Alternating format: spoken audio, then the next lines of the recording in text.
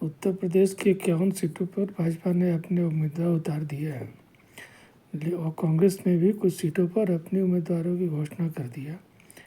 लेकिन उत्तर प्रदेश में जो रायबरेली और अमेठी ये दो ऐसे सीट हैं और एक मैनपुरी जिस पे कि अभी मंथन अभी बाकी है, क्योंकि हो सकता है कि मैनपुरी से डिम्पल यादव के खिलाफ अपर्णा यादव को चुनाव भाजपा अपने टिकट दे।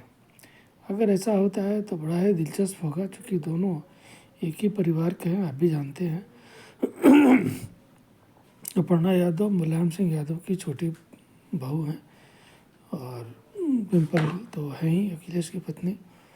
ये तीन दोनों में अगर होती है तो फिर बड़ा मज़ेदार तो होगा, लेकिन रिज़ल्ट के हिसाब से कोई बहुत ज़्यादा मायने नहीं रखता है, क्योंकि वहाँ से भाजपा का जीतना तय है। दूसरी सीट है अमेठी और फिर रायबरेली। रायबरेली से सुन रहे हैं कि नुपुर शर्मा को, जिन्होंने टीवी पर एक हादिस के एक किसी सूत्र वाक्य का उन्होंने हवाला दिया था और उसको लेकर के उनसे जान से मारने की धमकी दी गई थी। उसके बाद से नुपुर शर्मा भूमिगत ही हैं। ये अगर भाजपा निर्णय लेती है तो उसके सारे पाप धुल जाएंगे, क्योंकि भाजपा ने नुपुर शर्मा को अपनी सुरक्षा स्वयं करने के भरोसे छोड़ दिया था। कोई सपोर्ट नहीं किया था, किसी एक नेता ने उनके समर्थन में कोई बयान नहीं दिया था। तो मुझे जो मोहल्ले वाले नेता होते हैं वो अलग बात है, लेकिन भाजपा के नेतृत्व उस पर बिल्कुल ही खामोश रहा था। तो अगर ये टिकट देता है भाजपा, अगर नुपुर शर्मा को रायबरेली से, जो कि उनके वो डिजर्व करते, वो उसके लायक हैं, उसके हकदार हैं, तो यह एक बहुत ही अच्छा स्वागत योग्य कदम है। ऐसी महिलाएं इस तरह के टिकट की हकदार हैं, डिज़र्व करती हैं। वो पार्लियामेंट में भी भाजपा का की शोभा बढ़ाएंगे, इसलिए यह बिल्कुल ही सराहनीय कदम होगा। और वहाँ से रायबरेली में अगर उतर देंगे तो कोई भी चुनाव में ठहरेगा नहीं उनके खिलाफ, इसलिए रायबरेली तो बहुत अच्छा डिसीजन होगा। और दूसरा जो आजमगढ़ की बात हो रही थी, आजमगढ़ से धर्मेंद्र यादव है, निरहुआ है। इसमें तो बहुत ज़्यादा सोचने की बात नहीं है, क्योंकि टक्कर कांटे की होगी और उसमें निरहुआ निश्चित रूप से लीड लेते दिखे हैं।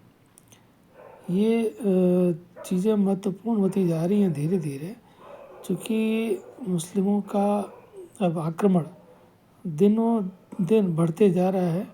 वो उनका दुस्साहस जो है इंद्रलोक में बर्दाश्त के बाहर है, बिल्कुल ही बर्दाश्त नहीं करने लायक नहीं है।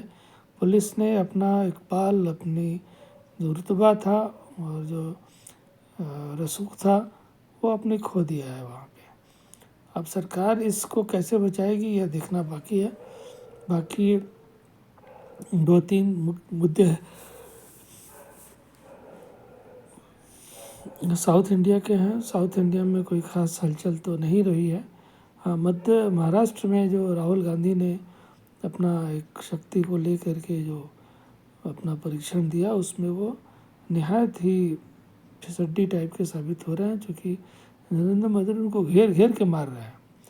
शक्ति का उन्होंने जो उलाहना दिया, उसको नरेंद्र मोदी ने उसको धर्म से जोड़ दिया, महिलाओं से जोड़ दिया और ये कहा कि जो चंद्रयान पे जिस पॉइंट पे चंद्रयान उतरा है, उसको उन्होंने शक्ति स्थल का नामकरण दिया है। यह उन्होंने इसको जोड़ दिया शक्ति से। और उसके बाद जो खिंचाई की राहुल गांधी अब अपना बचाव करते चारों फिरते फिर रहे हैं। वो बचने वाले नहीं हैं, उनको घेर घेर कर नरेंद्र मोदी उनको ट्रोल कर रहे हैं।